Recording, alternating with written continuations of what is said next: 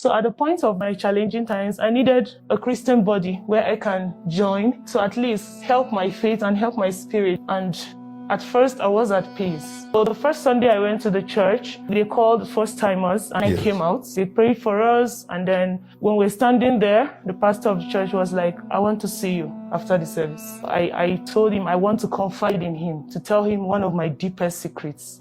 He prayed with me and told me I shouldn't feel guilty at all of what I've done before. So I said, okay, thank you so much, sir. The second time was when I went back. And then when I went back, he said I should meet him at the office. So I entered the office, he gave me water to drink. All of a sudden, I started feeling dizzy. I started feeling dizzy. I felt like I was sleepy, but I wasn't sleepy when I was coming. So what happened? Is this the pastor or someone else? No, the pastor. The pastor. So he started telling me, do you know you're a beautiful lady? You have a very good body structure. Every man will want to come close. I wish I knew you before now. And all. I know I'm married, but then, like, do you mind if you can be more closer to me, like, be a friend? And I told him, sir, you're my father. I said, no. And then I stepped out.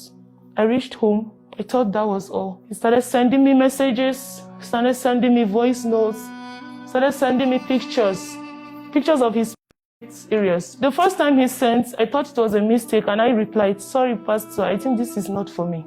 And he was like, yes, this is for you. I just want you to understand the feeling I have for you. That's not the pastor. That's a wolf in sheep's clothes. He kept sending messages, kept calling every day. When I pick, the first thing he draws my attention is, Jesus loves you. Or he can call and say, let me pray with you today. I was led. And then at the end of the call, that's when he will now talk about love. Fast forward, he told me to come. So I went to the office.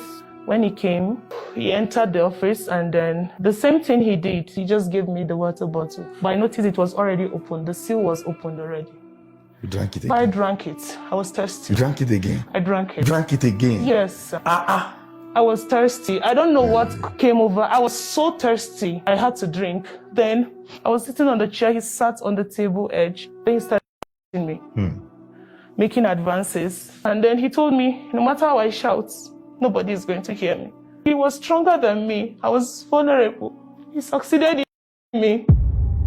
And when I came back to my consciousness, I was just crying. I was so emotional. But I noticed he wasn't bothered. It was something like it was normal to him.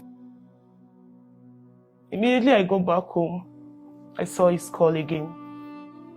He said on Tuesday Bible study, I should come and see him in church. So I went to church. You went to church? Yes. Who preached? Him.